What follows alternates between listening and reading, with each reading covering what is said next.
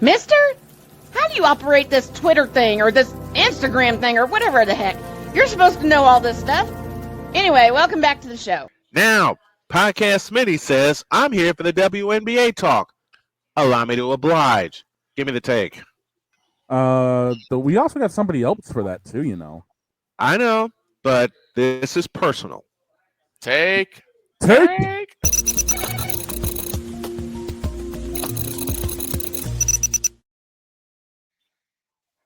Camera.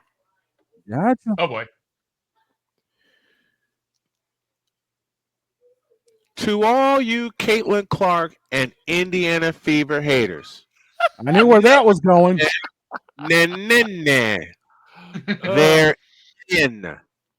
Despite all the injuries, despite all the hatred, and we know it's a league-wide thing that they hate Caitlin Clark and the Fever because they don't want to see him succeed. Well, guess what?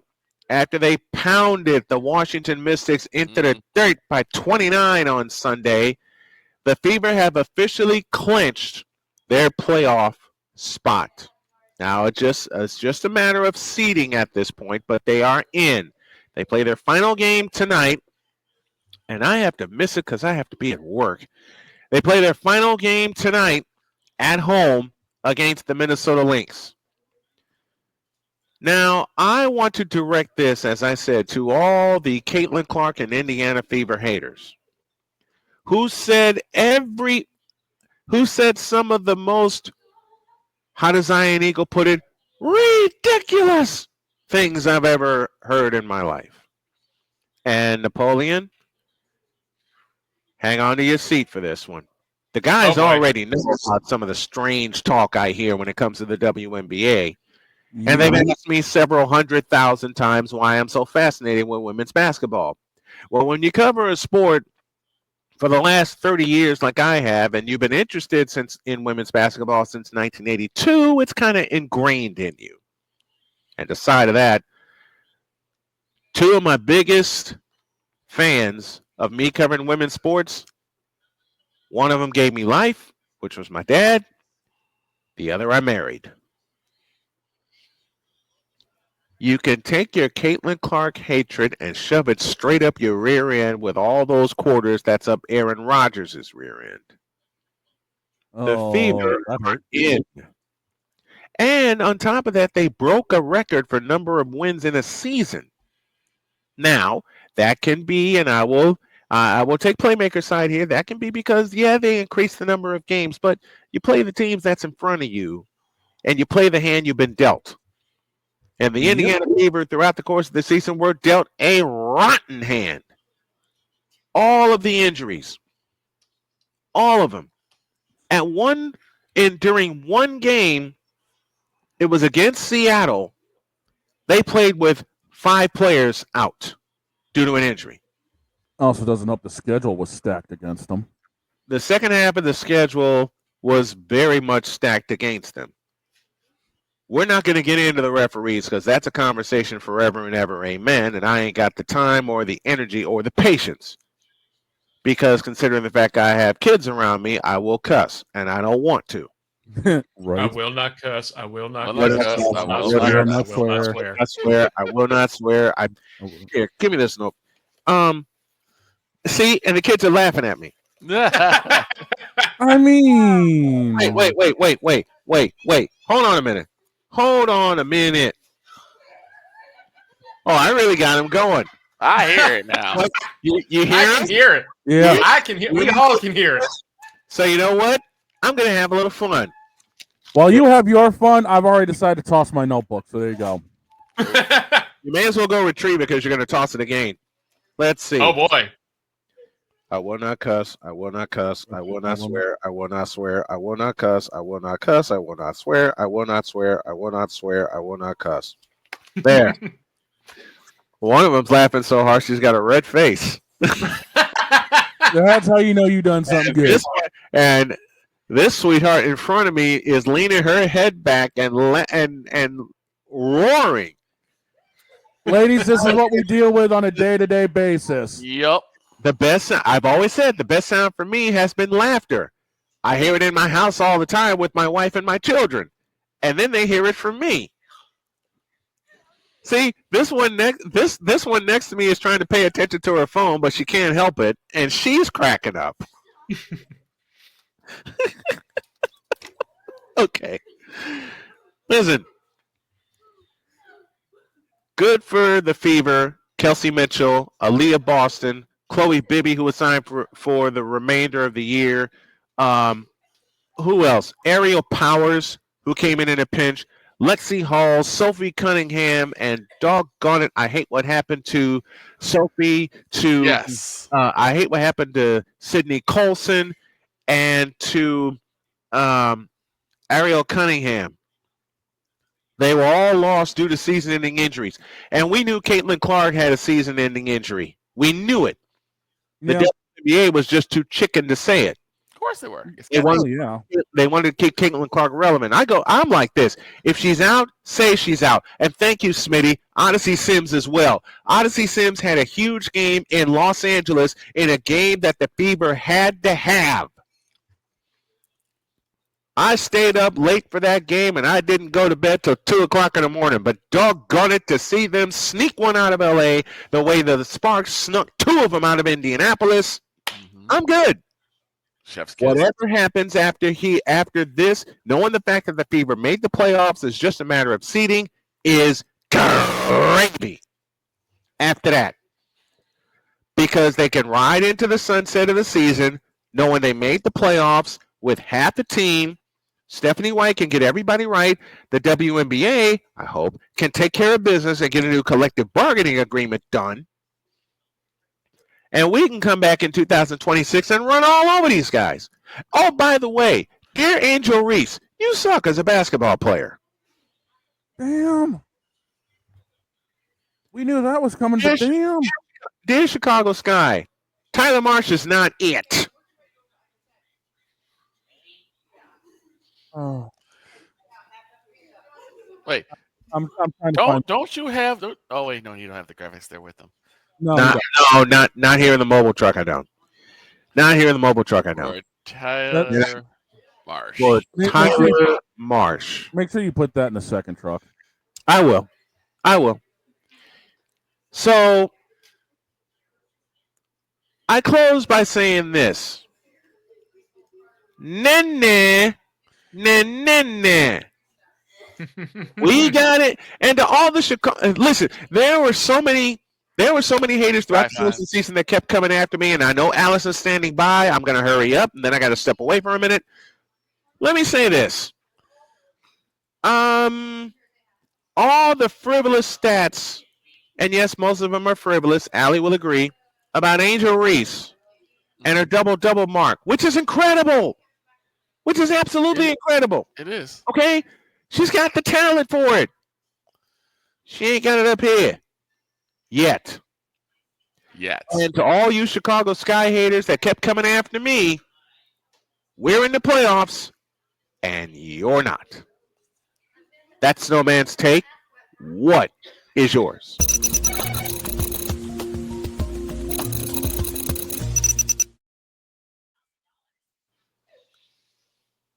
Whew. All right, y'all know what to do. All right, now let's have the Token Female Takeover. Magical wins. The winds are blowing, and here we go.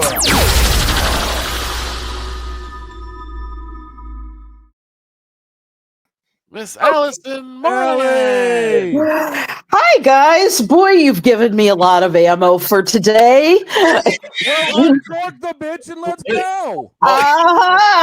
Before we get started, I want to ask you, I've been meaning to ask this question since we heard the news on Sunday. Yeah. Pam Oliver. Yes. Hall of Famer. Hall of Famer. Mm-hmm. How amazing! Isn't that incredible? How amazing is this? You know, not surprising at all. She is such a professional. She's somebody I took lessons from.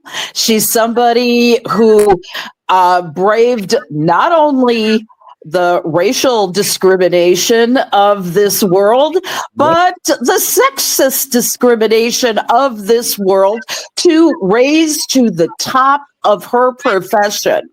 I don't care. And the thing is that I can't think of another person who worked harder, who played through pain. Remember when she was on the air with a concussion? Yep. Do you Yeah. remember that? Remember About that 10 very- years ago? It was phenomenal that she could actually eke out a broadcast. You know, you talk about some of these guys who do sideline reporting. I mean, that's nothing compared to what females go through on the And sidelines. And the thing I love about Pam Oliver, she kept showing up. Yeah, she when rose above. She when rose above. When she signed with Fox, she was at the bottom of the pile. Yep. As far as sideline reporters. By Right. 2003, she was with the main team, and the main team at that time, of course, was Joe Buck and Troy Aikman. Mhm. Right. And I will never forget how she made it in 2003 when she did the game between the Green Bay Packers and the Philadelphia Eagles on the sideline with the main team. The next week, she copied it because it was Philadelphia and Carolina for the NFC Championship. But, man, more than kudos to Pam Oliver. She has done it all, seen it all, and now she takes her rightful place in the Sportscasting Hall of Fame. Absolutely. I mean, if she doesn't, it's kind of a shame that her profile isn't bigger, because I would have tagged her for a Ford Frick Award a long time ago. I would have said, look at this girl brings more to the table than 3/4 of the analysts out there. She had to go into locker rooms and, deal with coaches who might or might not speak to her. She has overcome so much in order to do what she did. And, and at 64, she's showing no signs of slowing down. I mean, she still has that opportunity to become a Ford Frick Announcer of the Year, and I'm saying that is her next award in line, period. I think so. And when they did the little vignette on her on Sunday, we had a chance to see it. She was still working the sidelines, no pads in hand, with the microphone, getting saluted by the entire crew and by the fans on the sideline. So our congratulations to Pam Oliver being elected to the Casting Hall of Fame. Now, I was loaded with ammo for today. Oh, here we go. Most of the ammo is on top of the ammo that I just dropped when it comes to the WNBA. So let's let it rip, Allie. Where do you want me to start? I could go off in many directions at this point. You know what? I want you to start with a note that I did yesterday on the show when I dipped my toes into the water when it came to the organization called the Chicago Sky. I want you to go deep with them. I want you to rip them apart for us. Somewhere in this favored land, there was a fantasy of Jeff Pagliaccia, and Tyler Marsh, that on paper all of this really looked good. Mm-hmm. And I would say that if things had worked out the way it envisioned in their fantasy world, kind of like Barbie Land, that would have been a great scenario. However, you had a few flaws in that fantasy world. Number one, and first and foremost, was Tyler Marsh's management of every single game that he's ever coached by the Chicago Sky. It's like, did he learn nothing from all those years as an Aces assistant coach? What happened? What happened? It's like there has been so much game mismanagement, so many miscues. Just let me go on. The Chicago Sky Nation has been calling for his ouster and Jeff's ouster probably since mid-season, and maybe even a little before that, probably right after Courtney Vandersloot went down. He could have gotten anybody to be a point guard or a general at that point. He could have gotten anybody to replace Courtney Vandersloot. Did he? Hell no. Hell no. He didn't get a damn... What? Who did we talk about? Ariel Cunningham, who signed with Indiana a week after Sloot went down. Ariel Cunningham was sitting right there. Yep. Did they think of anybody to be point guard? No, they didn't.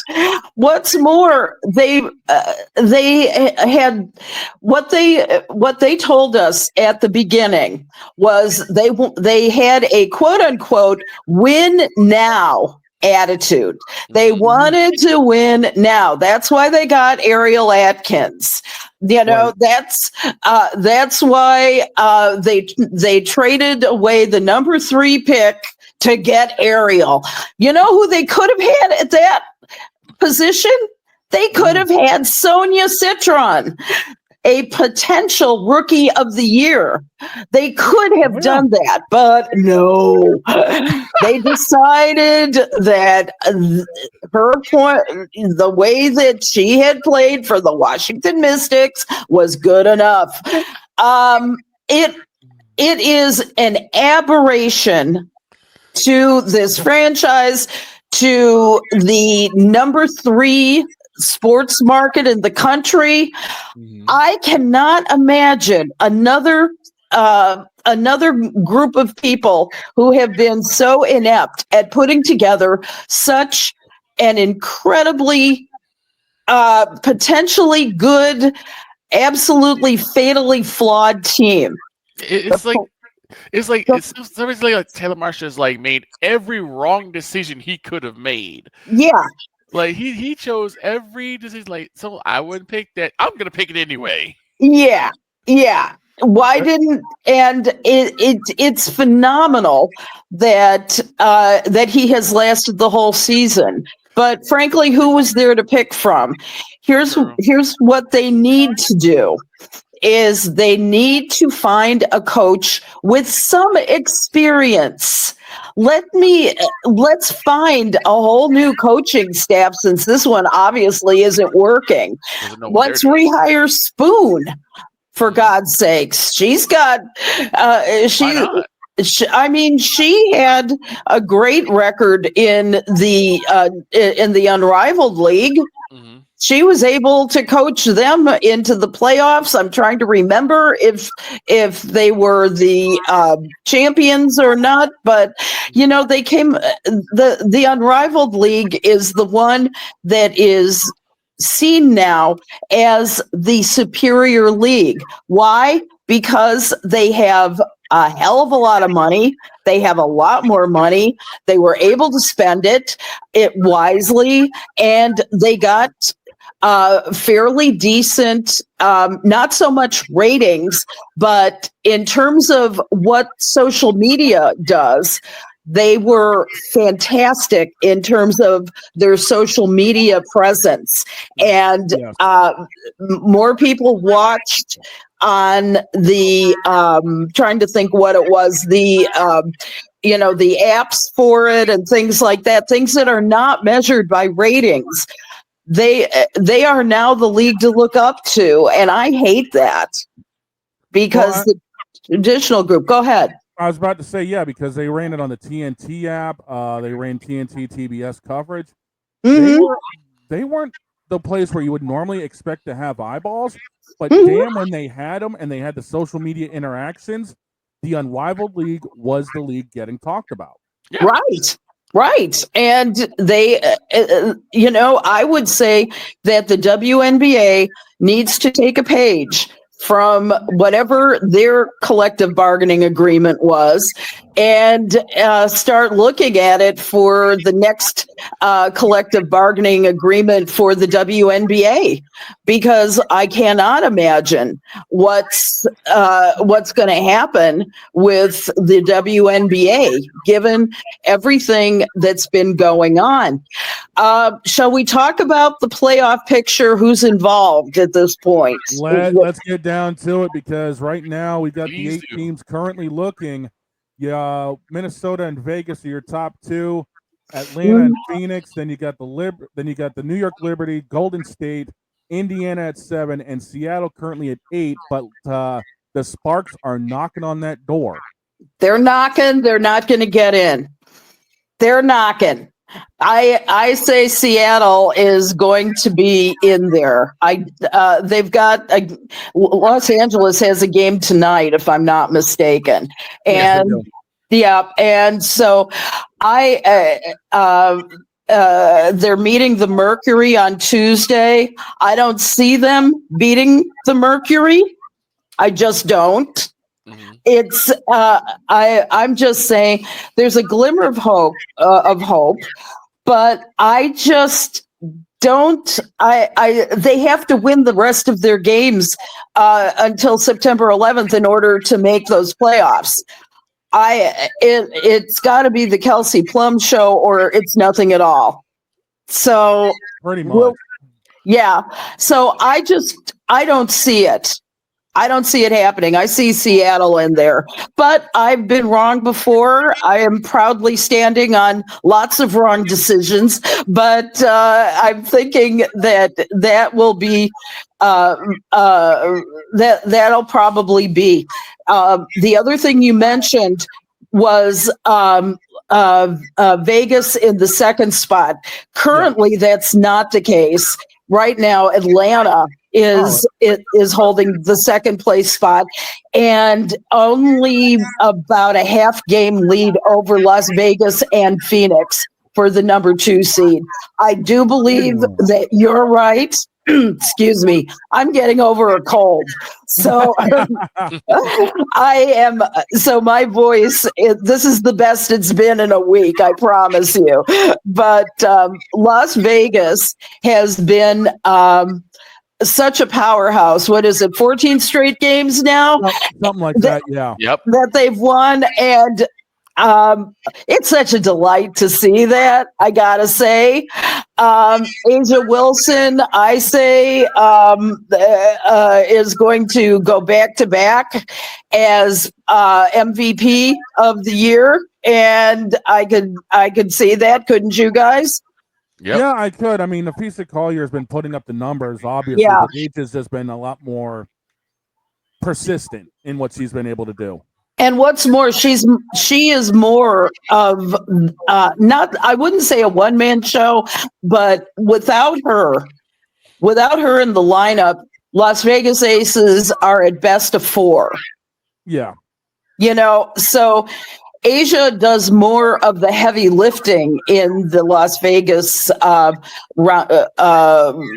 roster than Fee does in Minnesota.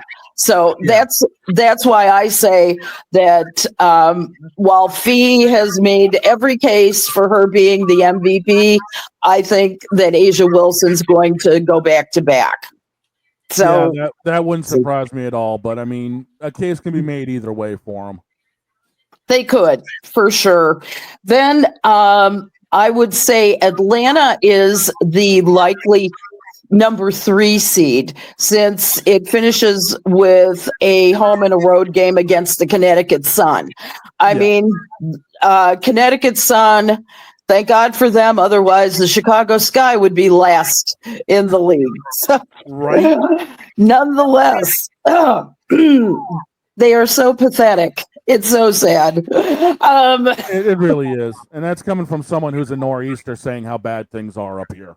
You know, I'm wondering what's going to happen in the off season, because that team's been up for sale. Nothing's been finalized yet, but I wouldn't be surprised if they go to Orlando in the next year.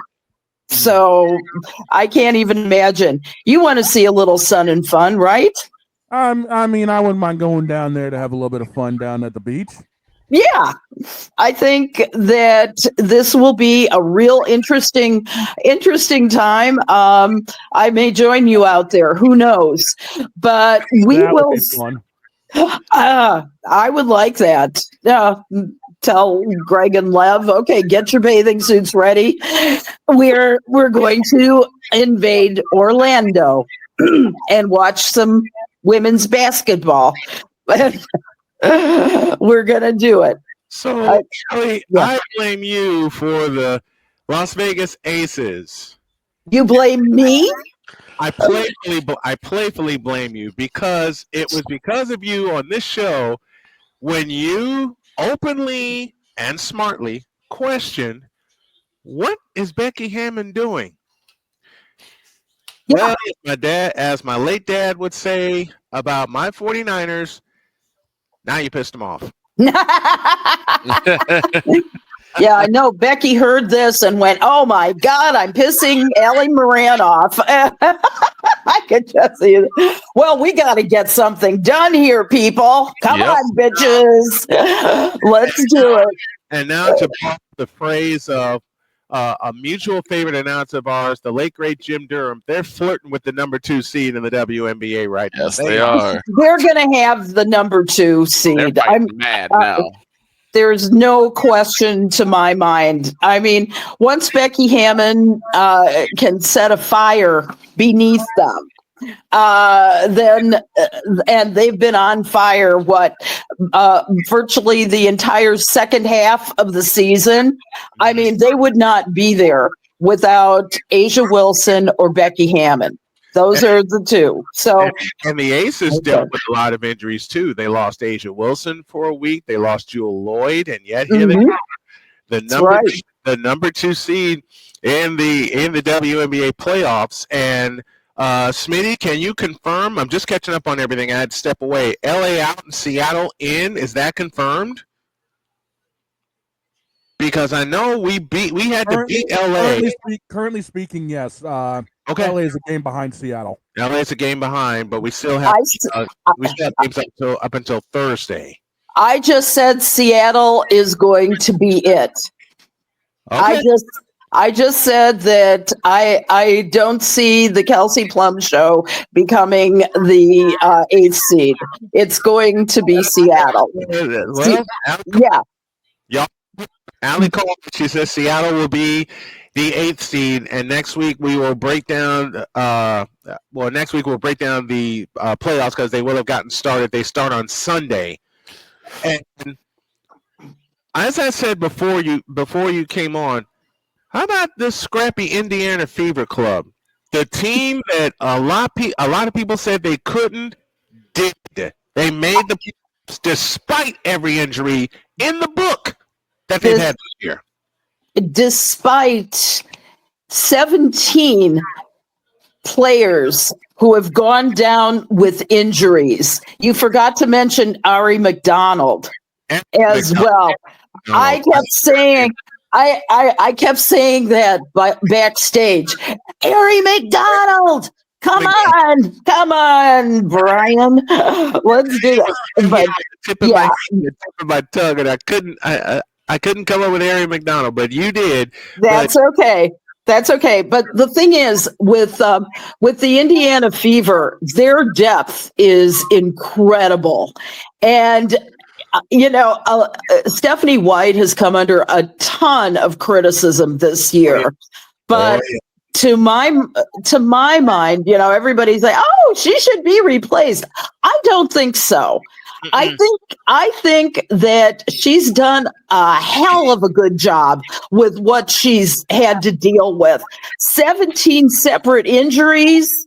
I mean, come on. It's Ari McDonald to a broken foot. They lose Sophie Cunningham to an MCL. They lose Sydney Colton to an ACL. They lost Caitlin Clark after they played in Boston. They lost to a knee injury, and that's just some of the injuries throughout the course of the season. Those are just the 5 major injuries. 17 players at different times of the season being injured. They lose 5 for the remainder of the year, and here they are sitting in the playoff hunt. It's phenomenal. It's absolutely phenomenal. I would say that they deserve whatever seeding they can get. I'm guessing it's going to be 6. Personally, what do you think? I think it'll be. You think they'll get the number 6 seed? Yeah, I think they'll get the number 6 seed, which means we get to beat New York. Yeah, it's not impossible. It's not impossible. Absolutely not. It's not because what really got me going in covering the Fever this year, not once but twice they beat Las Vegas shorthanded. Mm-hmm. Yeah, they did. And this is not a bad thing, and we'll see. But now that the playoffs are coming up, I think the Liberty's going to look like a little bit of a different team because they know how to get it together for the big ones. Well, they're defending champs. What do I always say? To be the champs, you gotta beat the champs. Yes, let's see the champs. Yep. Yes. And so my guess is that you'll see a different Liberty team and a different Sandy Brondello, their coach, through that. I got to take issue with you, Brian. What did I do now? Yeah. You mentioned Angel Reese. You mentioned Angel Reese in a somewhat, should we say, negative light, and I want you to explain what you mean about Angel Reese, who's Angel Reese, who's who after the season will be directed by an Oscar-winning director, Catherine Bigelow, who doesn't just select anybody for their movies. May I cut in for a sec? You may. Let me say this. Okay. I've been dancing around this joke all year as many times as she's come on to talk about, and I remember I remember Allie saying so many times over after a close Chicago Sky loss, and I completely agree. Angel, please make your free throws. Yes. I will never forget her pleading that. But from the look of this season, and then I'll toss it to Victor, Tyler Marsh wanted Angel Reese to play point guard.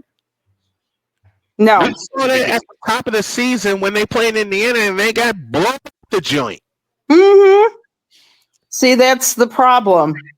That's a big problem, is you got to play Angel where Angel is most effective. It's comfortable, and you have to put Angel in a position to win. Hey, look, the jokes write themselves, but let me be serious. Mm-hmm. You got to put Angel Reese in the best position to win. Kim Mulkey did that for 3 years at LSU. Where was Angel Reese? She was in the post. Yeah. She was beating people up down low.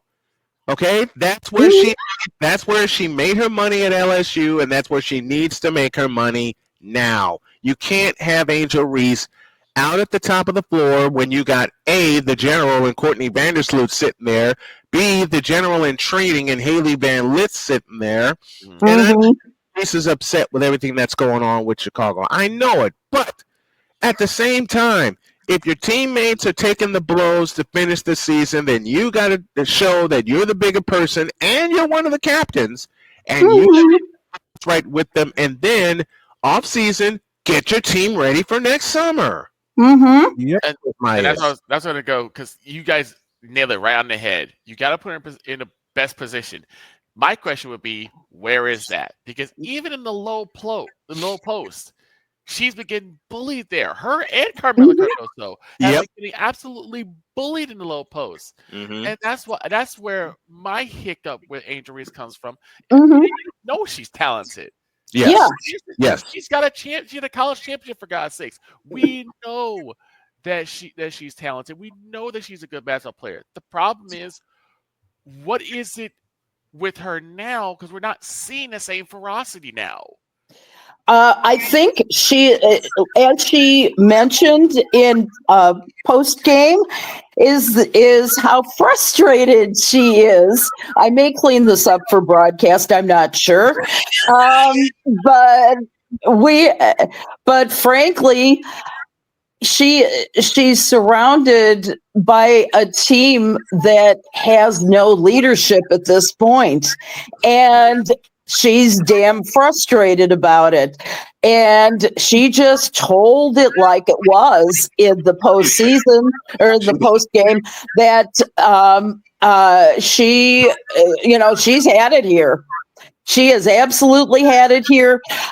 She'd like to be playing her entire career with the Sky, but if they don't get their you-know-what together, then she's got to look out for her own future. I'm sure that the Aces would love to have her as another powerhouse. They could get her in the off season. You don't know about that. You don't know whether Courtney Vandersloot can come back. It's going to be. The question is, do you get rid of the whole team, or do you get rid of the coach, or do you do both? That's my question. That was what do you do from here? Do you blow it all the way up with just the players? Do you blow it up with the management? Or do you do, as I often say, push the plunger with the whole damn thing? Yeah. I think it's the same thing here that, you need to get somebody in there. I say start with the GM. Start with the GM. I may respect Jeff, and I may appreciate what he's tried to do, but frankly, it hasn't worked. Not for 2 seasons. It hasn't worked, and he and Tyler both need to go. This is what the Bears keep doing year after year. You've got your 2 years. Don't get me started on the NFL. Don't get me started on the Vikings versus the Bears last night. You know what? I was thinking about asking this question, and I'm like, you know what? No. I think that's how we should close things out, because we gave our opinions on the Vikings and Bears. The first sound of the show was all NFL. Yep. He lives in Chicago. Victor gave his opinion. He lives in Chicago. I want my friend Alison Moran to cut loose on what the hell happened last night in Soldier Field. I am letting her cut loose. I'm going to just sit back and have my popcorn or my trail mix. I have to eat healthy. My wife says so. I'll say one thing. Yes, sir. 12 penalties, 127 yards. Yes. 12 penalties. 12. And how many touchdowns scored off of how many points, or off of how many turnovers? How many penalties? There were 12 penalties last night by the Bears. 3 of them came on the drive that put Minnesota in front. Okay. There you go. This is an abomination. The first half looked like a great team. Looked like it was, all full steam ahead. Caleb Williams broke down in the second half. He started making those same mistakes that he did last year. The false starts, the ridiculous, somewhere along the road, either they got too comfortable with the lead that they had, and Minnesota knew how to take advantage of that. Look at Minnesota was a playoff team last year, and that was without JJ McCarthy. And I covered JJ McCarthy. I knew he was a star, and he proved everything that anybody's ever said about him. And in his first major NFL game, following rehab from a very bad knee injury last season, blew him out for the whole year. Here's what the Bears have got to do, and that is the Bears have got to go back to their drawing boards, and they've got to assess their quarterback. They've got to assess the offensive line, because that's where I saw the biggest failures last night. They have got to learn how to keep a lead. Yes. They've got to learn how to protect it, because they didn't do bleep last night. Well, one thing that encapsulates your point so well was, I believe it was 2nd and 20 after a hold on the Bears. Yeah. Caleb Williams is in trouble of being sacked, right? Yeah. He gets away from the coverage, from pressure. He's rolling to his left, and instead of him taking a sack that might lose you 4 or 5 yards, he throws the ball to nobody in sight and gets an intentional grounding call that not only you lose a down, but now you're knocked back 10 more yards. So now it's 3rd and 30. So in essence, that play alone cost them 15 yards. Yes. Yeah, exactly. How do you do that? This is your second year? Yeah. This was a rookie mistake. Yes. And you know what I saw was someone who's having with Caleb especially, I saw somebody who's having a hard time managing and directing a line.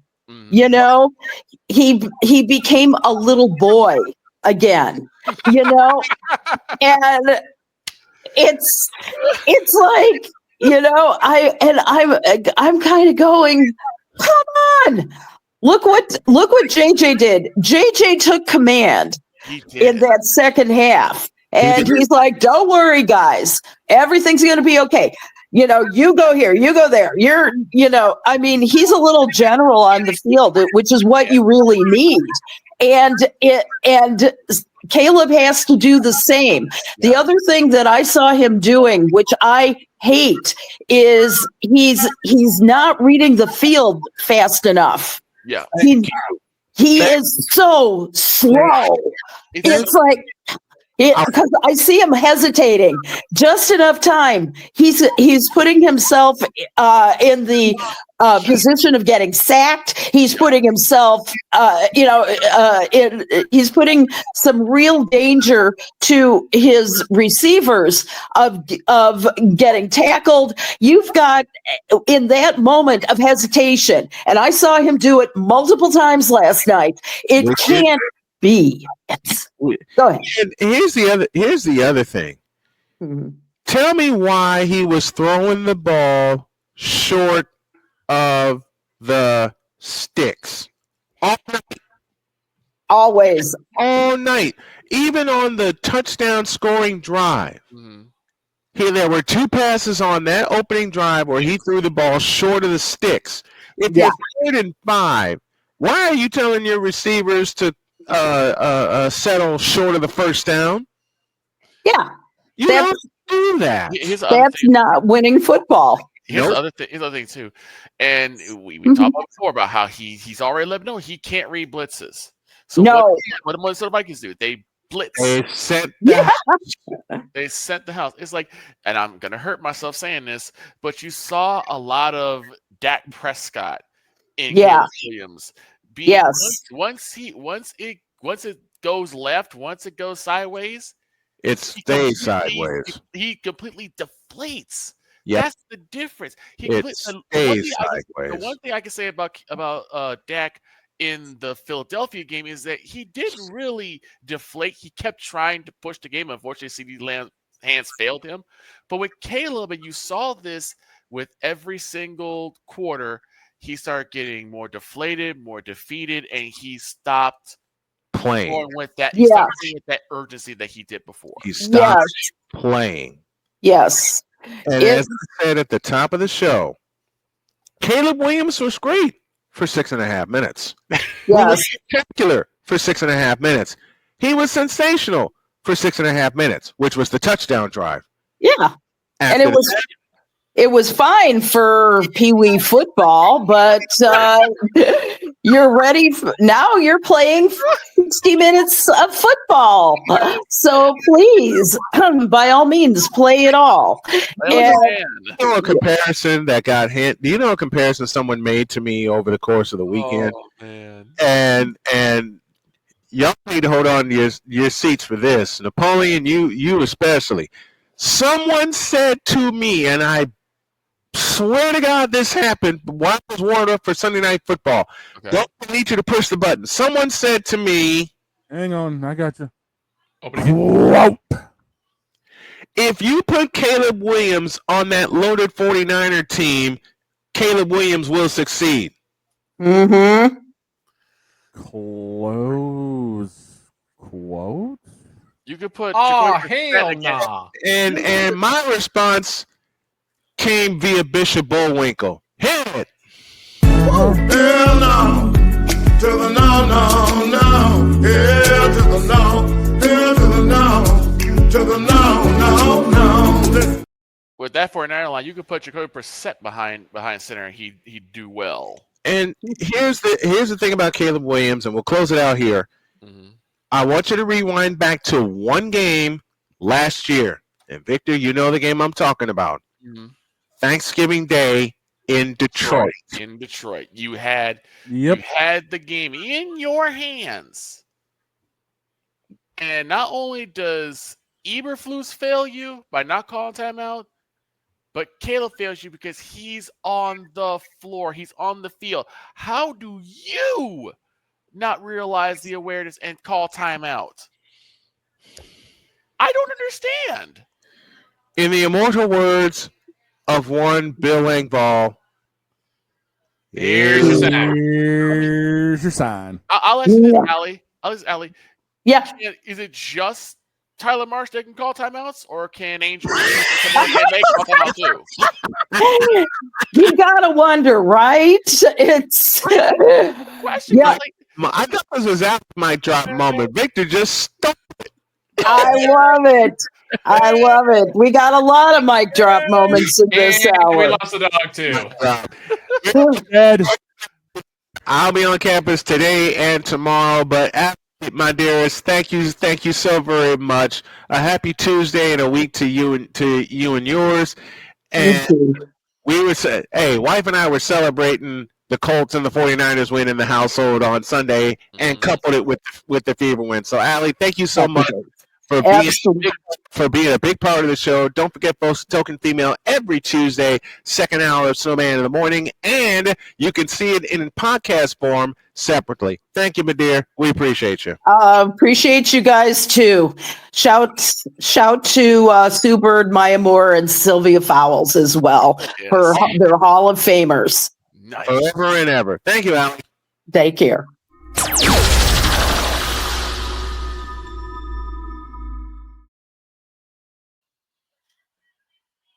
Have a good day. God bless. Remember to make your next move your best move. And always remember, if your dreams don't scare you, they are simply not big enough. Dream big, do bigger. We are, and we hope you are too. And always remember, whenever you are in distress, take off your baseball cap and throw it in the air. Bye. Damn. We out.